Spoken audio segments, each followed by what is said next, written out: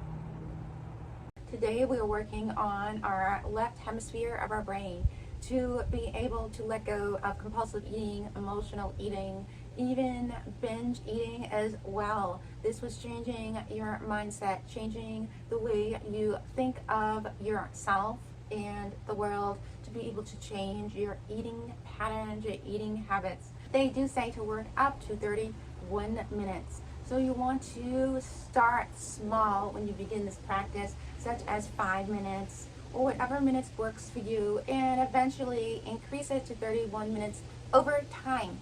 And they do say if you do this practice for 90 days, you will be changing your mindset, you will be changing yourself from within, and it may remove chronic disease from you as well. So this is a great practice to do to become healthier and to remove any negative eating patterns you may have. Thank you for joining me today. If you like my video, please like. If you like my YouTube channel, please subscribe. Namaste.